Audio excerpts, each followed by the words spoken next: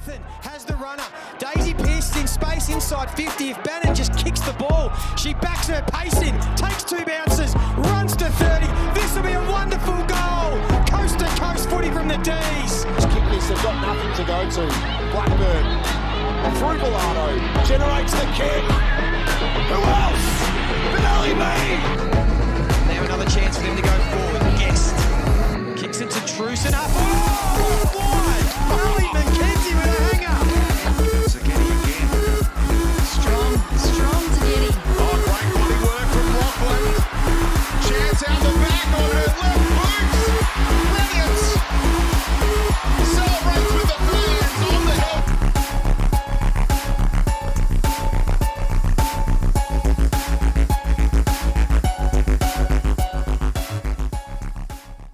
And welcome back, footy fans, to another episode of Donnie's Disposals. I am your host, Coach Donnie Hess here, back with the first AFLW round review of the season. Ladies and gentlemen, if there's a skip in my step, that is because yours truly is very, very happy. You'll find out why here very, very soon, especially if you know what team that I barrack for.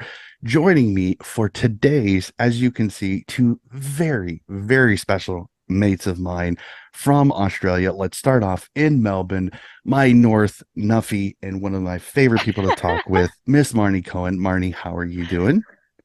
Hi, Johnny. I'm very well, thanks. How are you? I am doing very, very well. And joining us again from South Australia, my Adelaide lover and a really good friend of mine, Miss Jade. Jade, how are you doing? I'm very, very good. Thank you. Awesome, Thanks for having me back. Well, I'm great to have you on the podcast to talk a little bit better circumstances than unfortunately just after the round that we chatted the last time. And thankfully, no issues, no blood has been shed between the two of us. There has been mutual respect and love there. So, but we are here to talk AFLW. Ladies, I must admit, this was an incredible round of footy. No matter what the results were, this was just so much fun to see. Crowds were up. The crowds were loud, and they were treated to some wonderful, wonderful games of footy. We'll start off, Marnie, your thoughts on this round before we get into the nitty gritty of each game. It was a cracking opening round, and I think the overall game quality, the disposal was obviously, I think, improved once again. I think every year, with every season, I should say, sorry, with AFLW, we just continue to see improvement. We obviously have the longer quarters as well. So teams are really stepping up. They're a lot fitter. They're a lot faster. And I just think it was a really great way to kick off the season. Absolutely. Jade, your thoughts? Yeah, look, I think very much the same. I think a great way to start the season. I think it's always good when you have a round that is a cracker like this one in the fact that it'll keep people interested. So hopefully we'll see the crowd numbers still stick around what they were this week for the next 9 rounds. I cannot wait. Let's jump into it. Round 1, Hi Peppermint, making her second podcast debut. I will make sure that she gets her plaudits, Miss Peppermint, the third of the females on the podcast here today. All right, put you back down. Jump right to it. Friday night footy sees the flag unfurl for the Demons and a welcome by the Collingwood Magpies in a game that, as I've watched this was a fantastic game of footy because Bree Davey, Britt Benici make their returns after their unfortunate ACLs in round 6, costing both of them round 7. And right off the bat, the Pies said, "Hey, you may be unfurling the flag, but we're here to play." But the D's, just like a diesel engine, they got going. And once they got going, you could not stop them. A 42-point win over the Pies, 73-31. This D's team, they look frighteningly good at times because wow. Daisy Pearce is the only one left this team, and they almost got better. Is that scary to think? Yes, I think so. I think that Melbourne are absolutely going to be the team to beat if they manage to play how they did on Friday night. They just absolutely blitzed Collingwood in the second half, especially in the third quarter. They can kick like 5 goals within that third quarter, and Collingwood just had absolutely no chance of coming back there. So yeah, I think they're going to be the team to beat. They pretty much won every stat around the ground, and just the way that the team played, so cohesive. Like I'm scared to play them. No, I agree with that. I mean, they pretty much have, come out and made a really big statement. As you mentioned, Donny, Daisy Pearce is the only one who's, left that side, and, they won a premiership not too long ago, earlier this year. I do just want to give a shout out, Bree Davey, not only coming back, from an ACL, but to kind of carry the team. As captain. She was ever inspiring, 35 touches. I think it was something like 11 clearances or something insane like that. Mhm. She was just absolutely inspiring, and a real warrior performance from her. And, obviously the D's, ran away with an easy win in the end, but you can't help but admire the performance, the individual performance. And, she really did everything she could to try and will Collingwood, particularly, in that first half. Definitely. I mean, they had to pull Shelley Heath from the back just to kind of quell it a little bit, and it still didn't 100% do it. But if I'm a Collingwood Magpie supporter, it's you ran into a buzzsaw a little bit, but there's still a lot of positives. Britt Benici, Bree Davy both look fantastic. You're still kind of you still have Lauren Butler and Ruby Schleicher still to come back into this team. So I wouldn't worry too much as a Pies supporter. I still think you're a potential top 8 team. You ran into the wrong team at the wrong time with a couple of injuries that really, really hurt you. So nothing to fret over in Magpie Nation for sure. Let's jump to an absolute cracker. I was very fascinated by this one at Icon Park as the Carlton Blues, who've been through a little bit of everything over this offseason, a new coach, a couple of players leaving in the PSP signing period, get the win over the Gold Coast Suns, 34-32. Absolutely magnificent one, but the score is a little bit misleading because the Blues really dominated this game for 3 quarters, and the Suns finally kind of kicked it into gear in the 4th quarter and came this close to pulling it out of the fire late. Yes, they did. I was having a look at the score worm because I didn't actually catch this game, but I looked at the score worm and I was just like, it's impressive that Carlton managed to hold on. When you look at Suns at 3/4 time, 1-5. So they doubled their scoring in that last quarter alone. So yeah, Carlton lucky to hold on, but good to see they were able to get the win there. Lucky to hold on, but I think at the same time, it's wins like that can really define your season. And I know we're obviously just talking about round one, but they flipped the coin and they had let that one slip, which is a game they probably should have actually really, rolled home with fairly easily. So their ability to hold on and kind of hold their nerve as the Suns fought back probably shows a sign of maturity and a sign of resilience as well. That sort of their ability to fight off the challenge and to walk away from the win. And that, like I said, it could end up being something that really ends up defining their season, albeit, just round one so early in the year. So kudos to them. I've watched my team, both men and women, lose leads. And as we all have, I think, as avid footy fans. Yeah. So, being able to hold on is always just as special. Yeah, absolutely. And also looking at the stats, they had Carlton conceded the last 12 inside 50s. So to be able to stick and manage to win the game there is impressive. I mean, the Suns Solid had defense. The Suns had 2 or 3 opportunities with about 2 minutes left. Or Tara Bohanna, if she just had a left foot instead of just her right foot, she could have won it for the Suns, but she wasn't confident with it. And then the tackle pressure for the Blues tackled her, got a holding the ball, which then kind of flipped everything. So it was one of those. The Suns had their chances, they just didn't take them. But I'm happy for Carlton. Again, a coach switch sometimes can lead to all sorts of interesting the next year because you're learning new structures, you're learning new kind of ways to go to it. So kudos on the Carlton Blues, because I was a little worried in their kind of pracky match performances that they potentially could be the team that really nosedives this season. So happy for them. A little frustrated for the Suns because a little bit like their men's team, there's a lot of talent there. I think there's a lot of skill. it's just there's still something missing, and I'm not exactly sure what it is. Again, there's still 9 games to go. I mean, they're not out of it, but a little frustrating for the Suns because I really thought they would have the better of the play in that one. So let's jump over to Adelaide. Jade, I will let you take this over. The Adelaide Crows get a second showdown win by 30, 58-28. And again, the stars come to play. Hatchard, Marinoff, Randall. I mean, this is a Crows team on its day, can be very, very deadly. Yes, absolutely. Very, very stoked to have won the showdown again. I think the showdown is one of those games that really can go either way, and I think that's in all forms of footy, whether it be the men's, Sample, any of those. You just never know what is going to happen in a showdown. So to be able to win all of the showdowns this year across the board is great.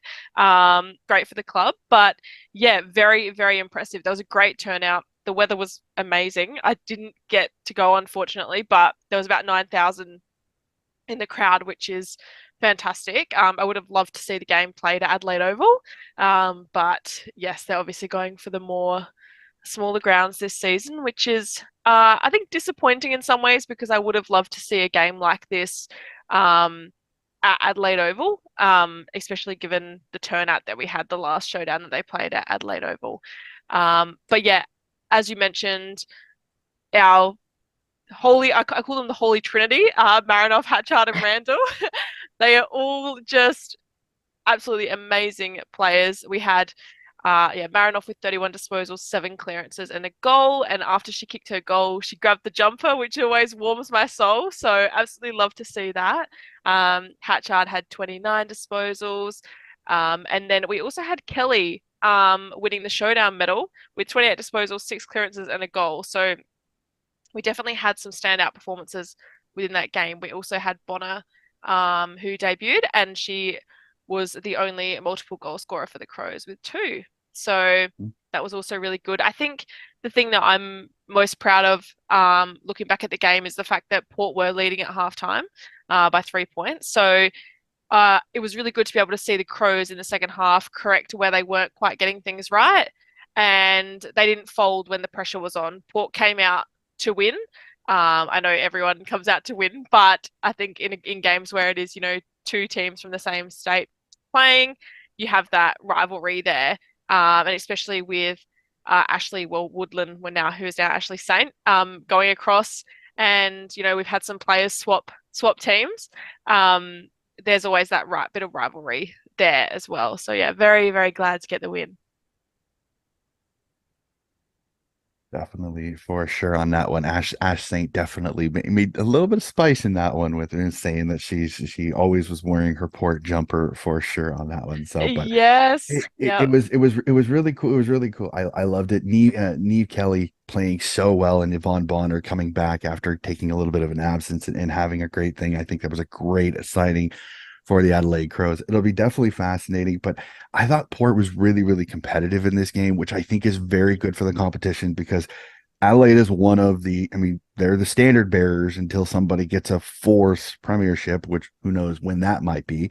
So Port staying with it, even having the lead at halftime, I thought was fantastic for the comp. Mm-hmm. Yes, it blew out to 30. I think this is just one of those where Port it's going to take a little bit to learn that, but it's going to be fun. I think this competition, the expansion sides are going to surprise some teams this year, so it's going to be really, really cool to see. So let's jump over down to GMHBA Stadium. Unfortunately, there were a couple of smashings this round, and this unfortunately was one of them, as the Cats really hand it to the Dogs with an 8-goal win, beating the Dogs 65-17.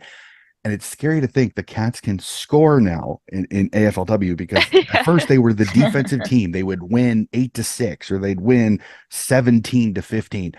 Putting up 65 points could scare a few teams because they're already really good defensively with Amy McDonald back there, and Gunjaka has kind of taken that fullback role. But seeing them put up 65 points and Amy McDonald and Georgie Pasparkas going absolutely bunta in the midfield, the Cats are legit this year. Gonna be a tough out for a lot of teams. I'm very interested. Your thoughts on this, Marnie? Yeah, I mean, obviously, Donny, you summarised it pretty well. The Cats showed no mercy, and really just handed it to the Dogs. I think Georgie Prespakis was arguably the player of the round. She was absolutely sensational. She was doing everything. She was everywhere. I think that. I think, and it's an interesting point you make, the Cats, since they've come into the competition, they came in obviously at the same time as North, and both of them had a really good foundation program for the women's when they've come in. And I feel like they've always been strong in some area. So, like you mentioned, they were able to win games in defense. Now they're able to work on winning games in attack. So now it's sort of all kind of gelling together. I don't know if they are, and I don't know, they're obviously sitting on top of the ladder. So, that tells a different story. But I don't know if they'll be good enough to challenge sort of the strongest teams in the competition. I think they may just sit. I mean, we obviously spoke about the D's being probably the team to beat this year. North will touch on later. I'm not biased here, but North obviously another team really to look out for. I think you could probably throw Geelong in that mix, along with obviously Adelaide's always up there as well. You could probably throw Geelong in that mix, whether they're actually good enough to take that next step. I don't know yet, because this is the first game we've really seen them come out and kick a real cracking score. On the flip side, I think it's really interesting the kind of fall from grace continues for the Bulldogs. Unfortunately, they've, ever since the first lot of expansion sides have come into the competition, they sort of haven't really been able to recover. With the addition of additional teams, and as the league's sort of been growing, I bet that they haven't really been able to find their strength. They've sort of been wallowing around the bottom, in the bottom half. So I think it'll be an interesting year for them ahead as well.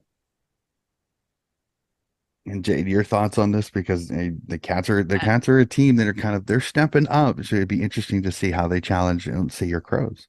Yeah, absolutely. I think the Cats have definitely shown some good signs on the weekend. So I think they're definitely ones to look out for this season. They just absolutely blitzed the Bulldogs midfield like to shreds. And the Bulldogs midfield is quite stacked itself. So yeah, to be able to practically minimize any impact that some of those players had on the game, it's huge credit to Geelong to be able to do that. All right, so let's go from it. Let's get away from a smashing. Let's talk about what I think actually was a really good game down in Frankston. Sees the Bombers get another win over their rivals, the Hawks, 49-30. Again, another win by this Bombers team that has been probably the standout of the four new expansion teams with a 19-point win. But the Hawks, again, pesky, tough. Beck Goddard is no slouch when it comes to it. She came with a really good game plan in this. But when you have Bonnie Too Good, you have Maddie Prasparkas, you have Georgia G. Sometimes the star power can be the difference in AFL. It can be the difference in AFLW for sure. So your thoughts real quickly, Jada, on this one, because again, Bombers look really good. Can they step up and potentially push for finals this year? Yeah, the Bombers are looking great. Cannot deny that. Definitely, I'll be interested to see how they go the next couple of weeks if they can keep it up. I think Hawthorn, it was quite a disappointing showing from them. I think that when you look at it, the scores in the quarters, like they were pretty much on par at halftime. There's 1 point different at halftime. And then you look and you can see in the third and fourth quarter is just where they were just no match for Essendon at all. So yeah, there was also a lot of tackles in this game. Hawthorn was 101 tackles for Hawthorn, which is massive. But yeah, the Bombers were able to double the Hawks inside 50, and with the tackles. So I think that's where the game is won. Definitely, for sure. Marnie, your thoughts? Yeah, as Jade mentioned, an interesting game. With the pressure from the Hawks, it's surprising that the game ended up kind of blowing out to a bit of a margin in the end. Probably would have thought with that sort of effort they would have been able to keep it a lot closer. But Bonnie too good, really. Mm-hmm. I know that joke's probably been made 100,000 times, but she is in a class of her own. She's a real star, and Essendon. they are looking good, and it's interesting both clubs came into the competition at the same time, and Essendon obviously just too good and too strong for Hawthorn. And I think it's an interesting year probably for both of them. It'll be interesting to see where they kind of sit at the end of the season. As I mentioned before, both coming into the competition around the same time. So you think the development would be on par, and Hawthorn being led by Beck Goddard, who is a proven coach at AFLW level. So good game though, very interesting. It's a shame that Maddie Prasparkas did go down and was hurt there. So hopefully, nothing too serious, and she'll be back with us. I haven't heard anything, so I think it's probably just precautionary. But you like that they take care of it. But and I've been thinking about this. Tell me if this is horrible here. I'm gonna kind of a dad joke her nickname. I think I got a perfect nickname, Justice. Bonnie, just is too good. I know it's corny. It's a dad joke. It's a dad joke there. It's perfect. Even the We love like, it. really, We Papa? absolutely. Really? You're talking to the dad. You're talking to the dad joke lovers over here. Absolutely love it. So, and I know you both love a good pun too. So even she looked we up do. at, even this one in my lap looked up at me like, really, Papa? Really? All righty. So we'll jump from that cringe there. And Marnie, I will let you take center stage on this one as your North Melbourne Rouge get a nice 40-point win over the Saints, 56-16. And as we were kind of talking before Jade hopped on pre-record, this is a Rouge team that I'm very, very bullish on being potentially the foil to Melbourne, because they add Kate Sheelor, and this team is very, very good before, and I think they may have gotten better again. So please gush over your Rouge getting a nice little win here. It's been a nice fortnight being a North supporter. We obviously had the men's win last week, and the women's kicking off with another win to open up their AFLW season. It's just a shame all these games taking place in Hobart. I wouldn't mind catching a couple myself, to be honest. But really, I mean, North were just, what more can you say? They were dominant from the word go. They kept Saints scoreless until halftime. And it was really the usual suspects. I mean, you've got Jazzy Garner, superstar, Emma Carney.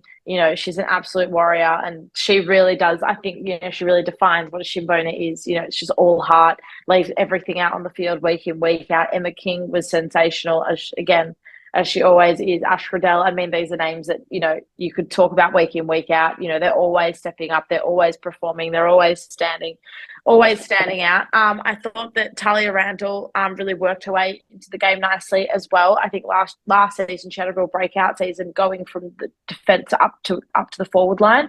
And I think that she's really continued that strong form. And then Donnie, as you mentioned, Kate Sheelor coming over from the Saints, probably exactly what St Kilda needed on the weekend. She was absolutely dominant, all day. And it's exciting. I think, as a North supporter, you feel like you've been around the mark for so long, and you just feel like you're maybe missing one or two pieces each year to really get yourself into a position where you can actually challenge for a flag. And it probably feels like we're hitting the mark now. Obviously, Darren Crockey's had decades of experience at AFL level as a player, and then as a coach in the men's system. So, he's been at the helm now as the head coach of the AFLW side for a couple seasons now. So, he's really got the girls, in a great, with a great game plan. Obviously, they've had time to play together. They've had time to gel together, which is probably a benefit they do have over a lot of the other sides in the competition at the moment. The communication's up, the work rate's up, and I'm feeling good about this season. You really, really should, because I said it in my preseason preview. I think North could be the team meeting Melbourne in the final. That's how good North is if they can stay healthy.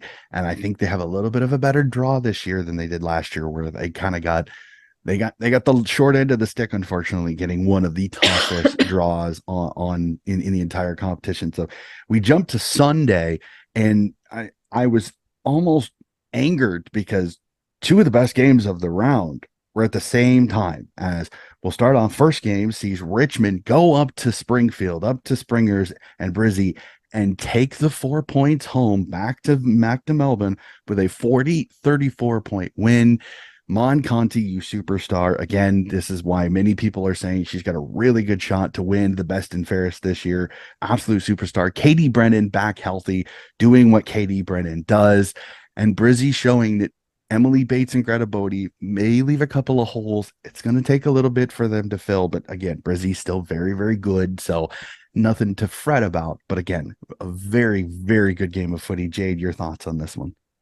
Yes, definitely a great game of footy. It's good to see two top four teams from last season being able to stick with that form, even after losing a couple of key players in from their sides. So yeah, I think Richmond very impressive to be able to get the win. Also, I think in the AFLW especially, is that because there are the games are on the lower the scoring is on the lower end of the field. I think, everything that the players do matters. Like in this game, the Tigers scored 3 goals, one from their defensive 50. So I think that shows where the holes are for Brisbane. And hopefully they're able to work on that over the next couple of weeks and still push to make finals. I think we know that Brisbane are going to be up there regardless. I think they'll be able to fix the little holes that they've got there. But yeah, great win by Richmond. Really, really great. All right, Marty, your thoughts on this one? Yeah, I think it's obviously I was touching on North before and how most of our key players have really had a couple seasons to gel and play together, and we kind of they've meshed as a team. I think Brisbane they've obviously lost a few key players over the pre-season that maybe it will take a little bit of time for them to kind of figure each other out, sound each other out, and then come back together as one. Unfortunately, the AFLW season is only 10 rounds, so they don't really have a lot of time to kind of make that click. But I'm sure, Craig Starcevich is, a proven coach, and, I'm sure he'll get the gang together pretty quickly. Richmond, excellent performance. As you said, Donnie, Mon Conti's just a star. She, plays such an important role for that side every single time they step out on the field. And Richmond, I heard a stat earlier that I think they're 2 from 0 up at Springfield. So not a bad little home away from home for them in these early years for them. And I'm sure, as Jade said, I think they'll both sort of be around the mark again this year. And it was a very entertaining game of football for a Sunday afternoon to kick us off. Definitely, for sure. And like I said, this was one I really wished I could have watched live, but unfortunately, I was a little bit glued to another game, which is the next one. And again, ladies, please forgive me for gushing, but Sydney, we've had our moment in the sun, Donnie. Yeah, exactly. It's your time to shine. And I will take mine with gusto, ladies. Like I said to a few people, both online and on here, I shed a tear as my beloved Swans finally get off the schneid. First AFLW win, knocking off our Sydney rivals 51-46. And I'm going to start it off like I have to. Chloe Malloy, you bloody beauty, as she kicks 2 sensational goals in this game. I don't know. Did you both get to see her first one? I feel so horrible for Alicia Eva because she put her on her tailbone with that candy cell, and then absolute class to slot that one home. OMG, I couldn't believe it. I nearly fell off my chair as she did that because it was just so cool to see. But my favorite part about it was I loved this because it showed the rivalry. Like the women have taken the rivalry and actually just started off with it. There was niggle last year between these two teams. I remember Alana Woodward and Cora Staunton just absolutely jawing with each other most of the game.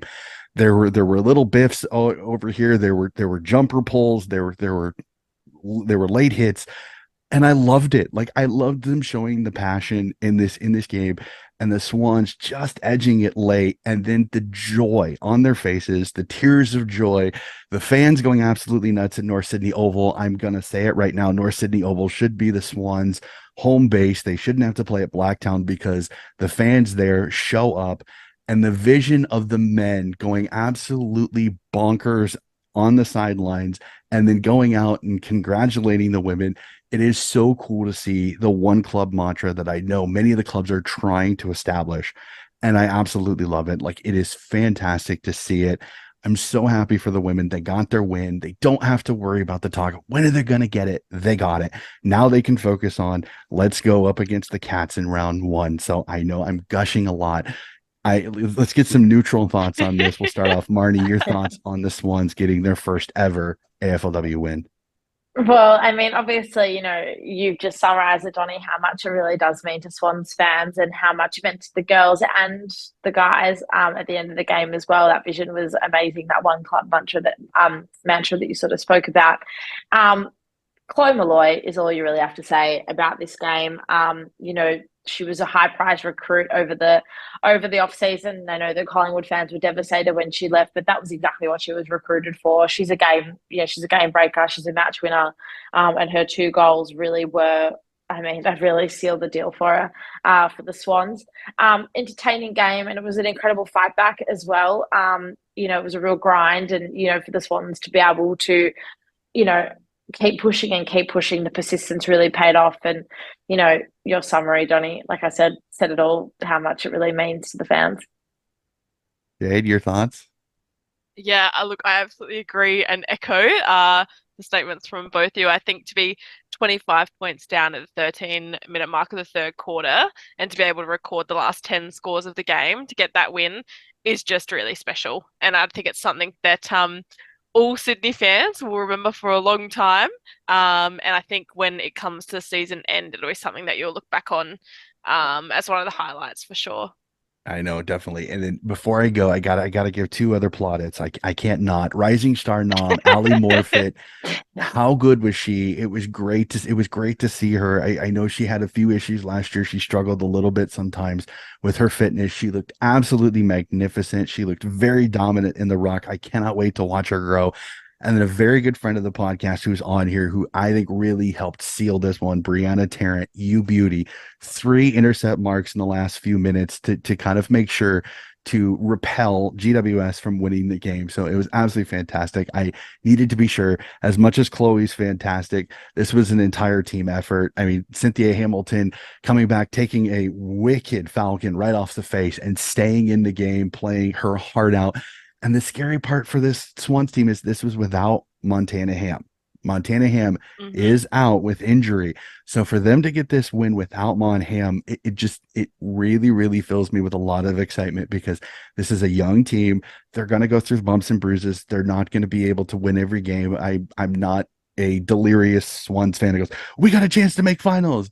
I know this is probably going to be a side that's probably going to be in the bottom six, but the joy to see the women get the win, to get that monkey off their back was absolutely fantastic. I'm so happy for it. I will be grinning and cheesing until the men's final, which then I get to watch the men's final and then the women's final all in 24 hours. It will be fantastically fun Friday Swans for me. So we will jump off of that from Swans TV now. I will put my regular coach hat back on.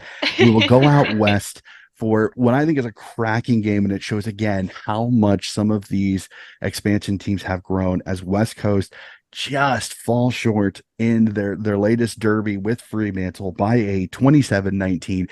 But this game, I don't look at the score because this game had heavy downpours in it. It was slick, it was slippery, it was wet footy. Both teams played it off really, really well. If I'm the Eagles, the one thing you've got to be kicking is 2-7. Unfortunately, the old comment, bad kicking is bad footy.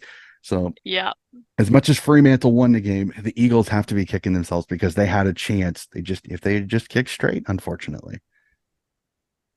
Yeah, absolutely. I think that, one of these games where the scoreline, you know, Eagles did not score after halftime. So you just look at that and you go, yeah, not many good signs there. But also, I think that they did have some positives. They had their draftee of the 2022 class, Ella Roberts, win the medal, which I think when you lose a medal in a game, when you lose a medal, when you win a medal in a game that you've lost, that always means that you have really, really stood out. So she started up forward and moved to the midfield, and she had a game high 24 disposals with 5 clearances, which is massive.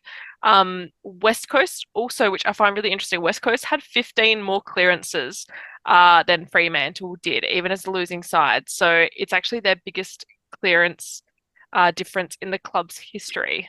So very interesting. There's just obviously something not quite right in the connection there, moving from the midfield to the forward line. So hopefully they'll be able to tidy that up in the next couple of weeks, and we'll see some improvements there. Marnie, did you get a chance to check this one out at all? I didn't, unfortunately, but I did hear something really interesting. So, obviously, Jade just mentioned the medal winner, Ella Roberts. It's the first West Coast player to win a medal. The 5 times that these two clubs have met. Kiara Bowers has won 3 of the now 5 Derby medals. So there you go. One thing I do find really interesting with West Coast, obviously not all doom and gloom for them. But likewise with Fremantle, Kiara Bowles is a late out for the game, and obviously she has had a track record of dominating the Western Derbies in the past. So I think there's positive signs for both sides there. And hopefully West Coast, as we've seen across the weekend, we've had higher scores, we've had a lot more accuracy in front of goals. So hopefully West Coast can come to the party and they'll be able to, as the season goes on, find a bit more improvement, because they're another side that's clearly improved and they're clearly showing signs of improvement, but it's just not reflective on the scoreboard. Yeah, definitely. A lot of positives. Again, I think this round was fantastic. So, which I think is actually a great transition, because I have some questions again early in the year. I'm going to let the positives go out as much as possible, because I know there'll be plenty of online trolls, mostly men, mostly insecure men that can't handle that women actually can play footy too. Yes, I will say it. I don't care that some of these are many just very weak-minded men. So let's go to burning questions. Was this the best ever first round of AFLW? Because I know I haven't paid attention to every single season, but boy, was this fun to watch, because the scores were up. The skill in the footy was absolutely magnificent. I don't think I'm jumping too far to say that this was probably one of the best first rounds I have ever seen. We'll start off, Marnie, your thoughts. Yeah, it's hard to argue with that. I think you probably, aside from the inaugural season of AFLW, this would probably come a close second, if not the best round. But as I sort of mentioned at the top of the show, in terms of overall quality of the game, in terms of scoring, there's constant improvement year on year with the AFLW, and I think this round to me kind of showed. I think there was the biggest gap, or the biggest jump, sorry, of improvement from last season to this season, in my eyes anyway. I feel like there's a lot of clubs that are at the very least competitive, if not challenging for finals. And obviously we just spoke about West Coast as an example. They've got a lot of pieces of the puzzle right. They've just kind of got to fix up their kicking, and then that if they kick straight in front of goals, well then who knows how that game would have turned out. So I'd say probably is in terms of quality across the board, in terms of the games that were played over the weekend. Yes, in terms of the best round, I think it's going to be hard to stop. In terms of the best first round, beg your pardon, I think it's going to be hard to go past the inaugural first ever round of AFLW. But yes, this would be a close second if it's not the best. Definitely. Jade? Yeah, I have very similar thoughts on that one there. I think to be able to have the first round with so many like rivalries and derbies as well is super cool. So I'm glad to see that they've done it that way. I think it works really, really well. We obviously had the dominant performances from Melbourne, which we spoke about. Great to see Sydney get their first win. So yeah, I think all aboard. Yeah, I reckon it was a great first round. No Definitely. faults. On that one. So I'm gonna do a little caveat to this next question, because I want to hear your guys' thoughts, because I'm one of those. I love an impressive performance. I think there was many impressive performances here. So I want you to kind of take your personal team off the table just for this one time. I know this won't be easy, especially for both of you two, because I know how much you love your teams. Most impressive performance outside of your own team. Jade, we'll start with you. Yeah, I'm gonna have to go with Melbourne. I think that they have just shown that they are an absolute powerhouse of a team. The second half of that game shows why they won the premiership. And yeah, I just really think that they've set the tone as the team to beat for the rest of the season. So I'll be keeping a very close eye on them. I think they're so fun to watch. Um, the first half wasn't great by them, but in the second half, they showed why, they're still up there as everyone's, well, not everyone's, but a lot of people's guesses to win the flag again. So yeah, I'll be keeping a very, very close eye on Melbourne. All right, Marnie, your thoughts. Hard to disagree. The D's definitely, showed their flag favouritism and proved why they are indeed once again flag favourites on the back of their premiership last season. I think Geelong's the other one. I obviously can't talk about North like I would want to, so let's go with Geelong. Sitting pretty, sitting pretty on top of the ladder. I think for the Cats, kind of looks like everything's sort of starting to gel together. They've kind of got the defensive part of their game locked and loaded, and that's all good. So now they're really focusing on attack, and to come out and kick a massive score, 65 points is pretty impressive. So yeah, I think the D's and the Cats probably the two that stick out for mine. See, for me, I'm gonna go Richmond because Brendan Starcevich is probably one of my favorite coaches in the competition, and I knew replacing Greta Bodie and replacing Emily Bates isn't easy, but there's a ton of depth on this Brisbane roster. You still have Belle Dawes, you still have Ali Anderson, you still have Sophie Conway, you still have a ton of talent there. And for Richmond to go up to Springfield and to get a win was absolutely impressive for me because I kind of knew Collingwood didn't have the horses with no Butler and no Schleicher. So I kind of worried that this was going to be a walk in the park if Melbourne could get going. But for Richmond to get that win on the road against a very good team at home, that's impressive to me. And I got to say it, North was very, very impressive. This was a St. Kilda team. This was a St. Kilda team that I was worried that because of all the changes, it's going to take a few rounds for them to gel. Yes, they got some experience in Steph Kiochi in the door, which I think is great for a young side that is progressing. But for them to absolutely hand the smack us down to them was very, very impressive, and definitely gives them the kudos that I think a lot of people have said that they could be that team that could be matching with Melbourne at the pointy end of the year. So I did my caveat. Now we'll go back to it. Put your glasses back on for your team. We'll start with Marnie. Tell me your favorite part about your team's win this round. That we won. Haven't seen too many wins this year. Donny, come on. I'm starved of success here. No, I think now, all seriousness, I think for me, the most impressive thing is that we just did not take our foot off the accelerator for 4 quarters, and I think that can be really hard to do. I think that it was obviously a long preseason, whether, that probably worked in favour of some of the players. It obviously worked in favour for North. But I just think it was the 4-quarter effort, across the board these days, men, women, both competitions, it is really hard to come by. And I know that the Saints obviously they did wake up after halftime, but for us to still be able to push through and come away with a really big win, you can't really ask for much more. Mm-hmm. Jade, your thoughts on your beloved Crows? Yeah, so I would say my favorite part is definitely the performance in the second half, being able to come back from being 3 points down and just to be able to, stick with the pressure. As I said before, we know that Port wanted the win, as you always do when it comes to such a big state rivalry. So, yeah, super happy with just the pressure, the ability to keep pushing, and not giving up. And I will say, just replay my intro to the game with the Sydney and GWS because that's plain and simply, I pretty much already said it on it. But for me, it was the effort. It was the all out effort that last 4 minutes of the game to hold on to that lead was so impressive to see. I'm so excited for this season.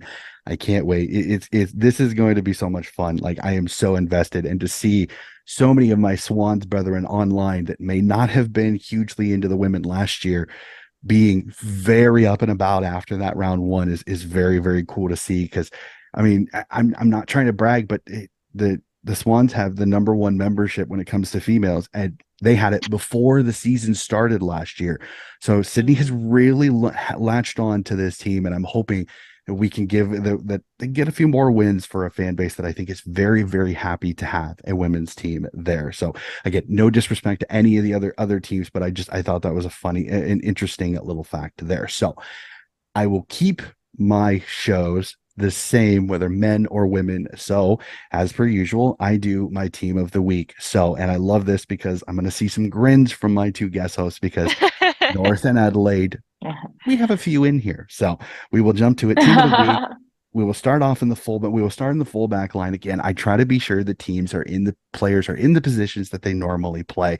So some are going to fluctuate, so we'll see here. So we'll start in the fullback line. Carlton's Jess Del Pos with a great game, and Fremantle's Laura Pugh, both with incredible games on the fullback line. Again, sometimes the fullbacks don't get a lot of disposals, unfortunately, unless they're getting a lot of pressure. So it's always interesting sometimes looking at the disposal count for this because you can tell what team has had a lot in their own D50 and what teams haven't.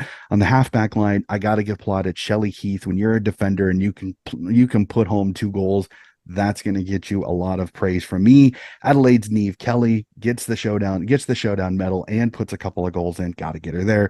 And North's Emma Carney. Gotta put her there. The absolute legend that is Emma Carney off that halfback line. We go to the wings. Mariana Anthony with a debut and a goal in her debut off the wing for Carlton, and Adelaide's Tia Charlton also putting home a goal for the Crowies, helping the Crows get a nice little win over Port Adelaide. We jump to the midfield. I mean, I can't not have her in here. Collingwood's Bree Davy with an absolute belter of a game, even in defeat. Adelaide's Eb Baranoff, again, her and Hatchard are absolute monsters in there. And Sydney's Chloe Malloy, I had to put her in 2 goals. She was mostly in the midfield. I know some people put her forward. I'm going to have her in the midfield because that was the majority of where she was. We jump to the ruck, and it has to be Miss Emma King of the North Melbourne Roos there. Half forward line sees Melbourne's Alyssa Bannon, Carlton's Darcy Vesio, and Geelong's Kate Sermon. And the full forward line sees Jackie Perry of the Geelong Cats and Essendon's Bonnie Justice Too Good. And to the bench, we see GWS's Tarni Evans. She probably repelled several chances for the Swans to kick goals. Midfielder Amy McDonald of the Geelong Cats. This getting the midfield for some of these women's games is absolutely mental because, I mean, when you have 4 players getting over 25 disposals and a goal, very difficult to get all of them in here. Ruck and Rising Star, Sydney's Ali Morfitt, forward Sydney's Beck Privatelli kicking 2 goals in, and last but not least, the utility North's Jazzy Garner. I can kind of tell. I can see Marty go, wait, where's Jazz Garner? Where's Jazz? I can see it all over. Jazz Garner is still one of the most underrated players in the competition, can I just say? I will not disagree with you, especially when it comes to the umpires, because she probably should have be much higher in the best and fairest counts, and it's like they just forget her. I don't know what it is, Yeah. but That's the anti-North bias. Welcome to my world, everyone. I live it and breathe it. I'm not going to jump into that particular rabbit hole, but I will say I love Jazzy Garner's game. I think she's absolutely fantastic.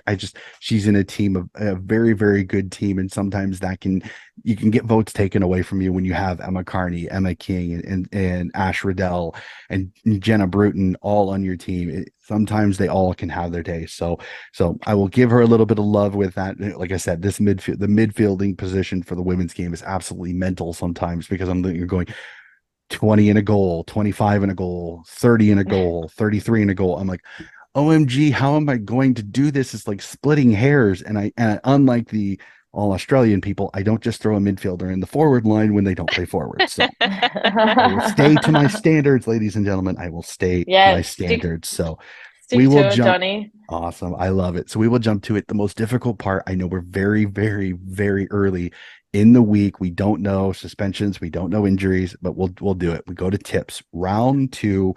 We start off at Icon Park. Jade, your beloved Crows travel over to Victoria to take on Richmond. Who do we have here? We'll start Jade. Can the Crowies get the win, or are you worried the Tigers could potentially nip them? Look, I'm gonna back my Crow girls in. I think that after last weekend, I've got a lot of faith in them, so I'm always gonna back them in, and I will definitely be tipping my Crows. Alrighty. Marnie, who do you got? Yeah, it's hard to tip against the Crows. They've just been so good for so long. I want the Crows to win for my beloved Jade, but I'm going to go Richmond. I'm gonna tip the Crows. This is one of those that I'll be fascinated to see who gets the matchup on Mon Conti. Do we potentially see more of a defensive role from either Hatchard or Eb Marinoff, or do we maybe see a Stomper step into the midfield to kind of quell her a little bit? You do have Ellie McKenzie and Grace Egan, so it's going to be a star-studded midfield. It's going to be fascinating. I I I just think the Crows' defensive structure, I think, will be able to quell Katie Brennan a little bit. I'm going to tip the Crows, but this could be an absolute cracker on Friday night. It really stinks that the women's game has to be moved up for the final that evening, but I think this is there. People are going to be privy to a very, very good game of footy on Friday night. We jump to it. Next game sees Gold Coast host the West Coast Eagles. This should be a fascinating one. Marnie, your thoughts on this one? Oh, interesting. Given the way that both sides kicked on the weekend, I'm gonna go. I'm gonna go the Suns. I think their performance was uh pretty good on the weekend. They almost did enough to run over the top of Carlton. I think that maybe with one performance under their belt, maybe they'll be able to break through for a win next week. Jade, your thoughts? Yeah, I'm thinking very much the same. I'm going to back the Suns in. Nothing else to really add. I will tip the Sunnies on this one just because I think a lot of times there's a big prudence made on with the travel for the Western teams. I think it'll be interesting to see. Gold Coast, I think they just fell short a little bit. I think this is going to be one of those whichever team kicks more accurately should win the game. I know that's a kind of a no duh coach, but in some of these games, sometimes it really is the massive difference. I'll tip the Sunnies in this one, but I think this is another good one. The Eagles are a much improved side. Suns are talented. It'll be fun to watch. We jump over to South Australia and Alberton Oval. Jade, I know this is difficult for you. Tipping this one. Port Adelaide v Brisbane at Alberton Oval in SA. Who do you like in this one? It is. Look, I'm actually going to tip Port for this one. The odds are definitely on Brisbane's side, but I think Port playing at home at Alberton, Brisbane are traveling down, and I just think that Brisbane did show last week that they are, missing a couple of things to their side. So I think Port can definitely back it up with a good performance. And Port didn't play badly on the weekend. The Crows were just too good for them. So I think Port will have it in them, and I'm going to tip them. Alrighty. Port v Brisbane, Marnie. Who do you like in this one? Interesting game. I'm going to go Brisbane. Craig Sasovich was seething after that loss to Richmond over the weekend. He'll be looking for revenge. They're a seasoned outfit. I don't think the travel is something that's really going to bother them too much, to be honest. I think that they're good enough to bounce back. I'm with you on this one. I think Brisbane will take a lot of things from this. This is a horror run to start Port Adelaide season because I don't think it's a full on view on how they really are. I think they really have improved. I just think they run into an angry Lions side, and I don't think the Lions show them any mercy on this one. Ash Saint will give them a little bit of trouble, but I think the midfield depth of Brisbane will be just a little bit too much. But I think Port's in this. I don't think this is a blowout. I think Port stays with it. But Brisbane just a little bit too much class in the long run. I got Brizzy in this one. We jump to North Sydney Oval. Sydney v the Cats. As much as I would love to tip my Saints, the Cats were super, super impressive. And it'll be interesting to see how Ali Morfitt goes in this one. Again, Amy McDonald, Georgie Pasparkas, absolute superstars. As much as I will tip the Cats in this one, but I think the Swans stay in this. I think this is competitive. I think the Cats, again, a lot like the Brizzy point. I think the class of the midfield of Geelong is just going to be a little bit too much. But I think Sydney stays in this with their rough and tumble side, especially on a short ground at North Sydney Oval. So, Jade, your thoughts on this one? Yeah, I'm going to have to tip the Cats as well in this case, but I do agree with you in the fact that I think Sydney will definitely stick with them. It'd be very interesting to see if Geelong can back up the form from last week, or if that was just, a bit of a fluke against a side that was down in the Bulldogs. So, yeah, I'm going to tip the Cats, but I do agree with you in the fact that I think that is going to be closer than what everyone may think. Okay, Marnie? Yeah, hard to tip against Geelong after that performance in round one. But Donny, my fingers are crossed for you that the Swannies can pull off a second win on the Well, trot. well, I will say the same thing that I do for the men's. A lot of times I will tip against them sometimes and just hoping that, hey, if I get the tip right, that's good. If I don't, my Swans win. So it's a no lose situation. It's always perfect. I know some people think it's crazy. I know some people can't tip against their team.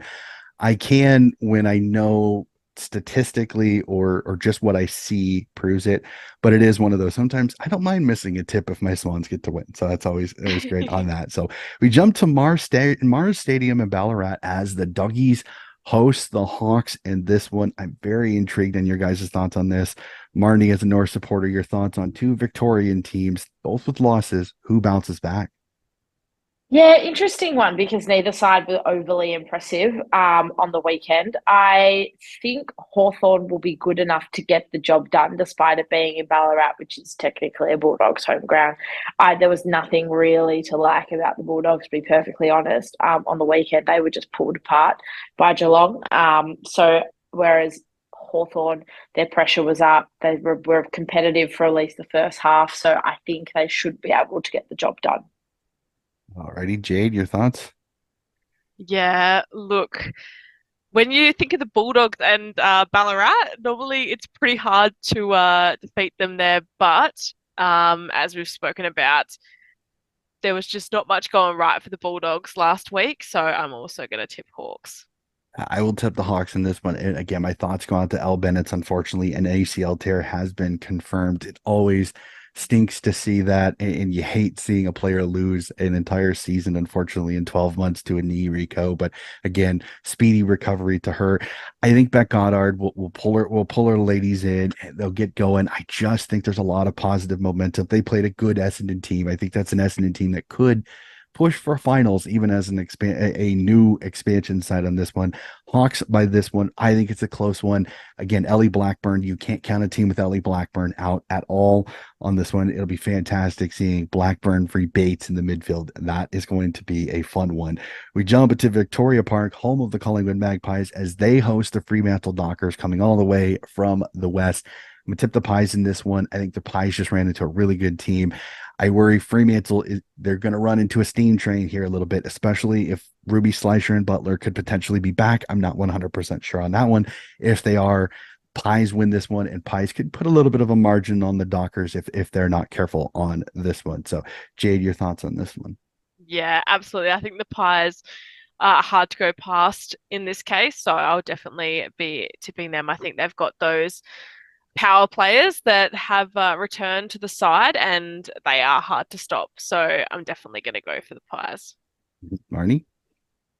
Yeah, it makes three of us. I'm on the Pies as well. They didn't necessarily play badly against Melbourne. I think they just got outclassed and ran out of steam in that second half. So I reckon they'll bounce back this week. Yeah, hoping Turbo's back because that'll be a fun one. Turbo and Bree Davy. That would be absolute clash of the Titans there if she is back, hopefully. So, all right, Marnie, Arden Street. Are you going to be able to go to this one? North v Carlton, Marnie.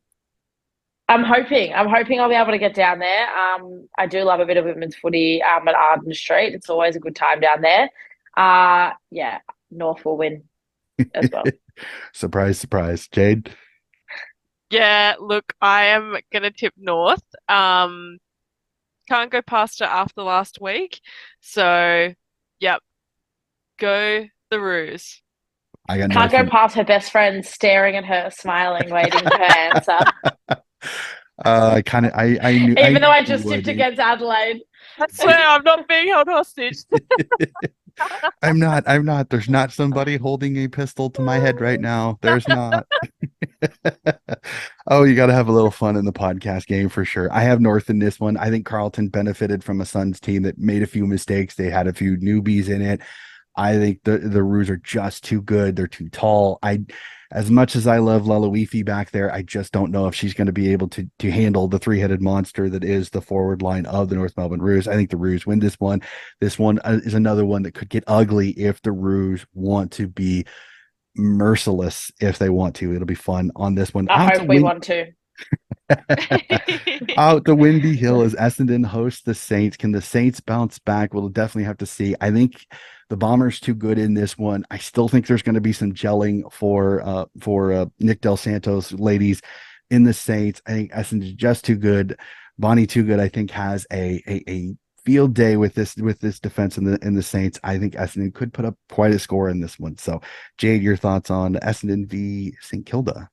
Yeah, I'm thinking very, very similar to that. There wasn't too many good signs from St Kilda last week, so I think it's very, very hard to look past Essendon. So I think they're in it, and yeah, by a decent margin. Alrighty, Marnie. Yeah, I've got the Bombers as well.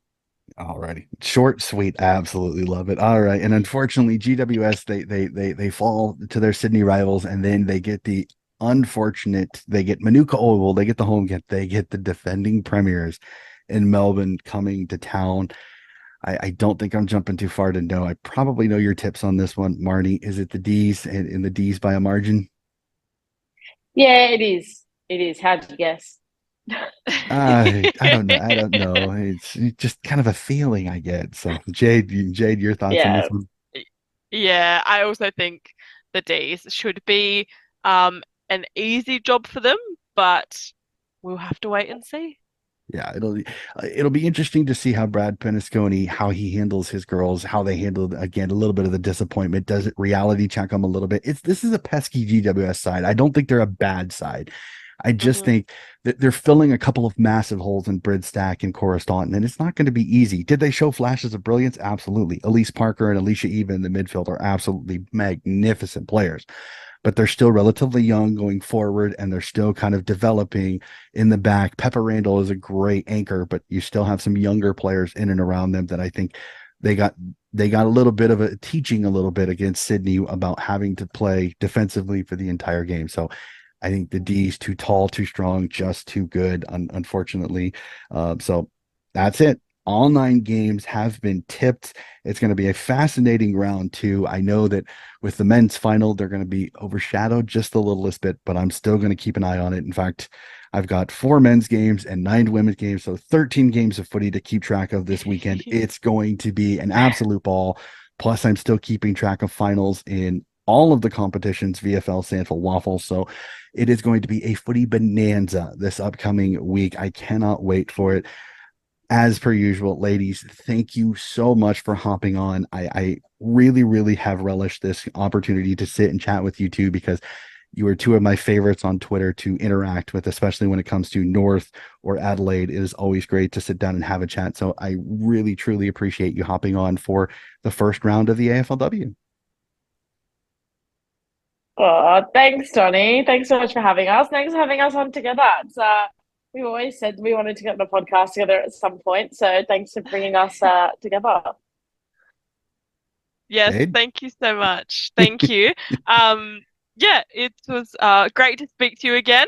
And yes, last time was before the Crows in Sydney game, which we won't talk about that one. That one's too much. Carl, you're But brave. You're brave for bringing that up, babe. Gee It's whiz. it's fine. Yeah, I mean, she brought it up on the Project I podcast. did, I did. How many times I messaged her because as I told almost everybody in the Project podcast, I respect you guys too much to be able to. I couldn't. You can't celebrate a win like that. You just can't. And it's a numb feeling. Like, and I know, and I completely understand all the arguments. Adelaide should be where Sydney is, and Sydney should be where Adelaide is. You will not get any argument from me on that one. None Yep, at all. one. Your boys have one job this weekend, Donny, and that's to beat the Blues. Well, That's it. I jokingly All said be in my, forgiven. I jokingly said in my AFL thing, I said I'm almost worried the AFL want Carlton to win. So then they don't have it hanging over their heads of the only reason Sydney's there is because they didn't get a goal call right. Like I'm waiting for it to happen. So Yeah. it's a terrifying thought process because if you ask any of the professional, if you ask any of the experts, and I will do that again, experts for those listening to the podcast that are air quotes, Sydney has no chance. I mean, they're a horrible clearance team. There's no way they will beat the clearance dominant beast that is Carleton. We'll see. It'll be fun. So we will stay on AFLW here. Another fantastic episode. It is perfectly fine. It is open season. I take the Mickey. It is perfectly fine with me. I have no problem with that. So again, ladies, this has been fantastic. Thank you for joining me. Miss Peppermint is asleep in my arms. See, that's how riveting our conversation has been. I jest. Ladies and gentlemen, that'll do it for another episode of Donnie's Disposals. Please keep an eye out. More AFLW, AFL, and of course, we will review all of the finals when it comes to VFL, Stanfield, and Waffle. And then in the off season, more supporter series chats coming very, very soon. That'll do it for another episode of Donnie's Disposal. Mithen has the runner. Daisy Pearce in space inside 50. If Bannon just kicks the ball, she backs her pace in, takes 2 bounces, runs to 30. This will be a wonderful goal. Coast to coast footy from the D's. Kickers have got nothing to go to. Blackburn through Bellardo, generates the kick. Who else? Benelli They have another chance for them to go forward. Guest kicks into Truce and up. Oh!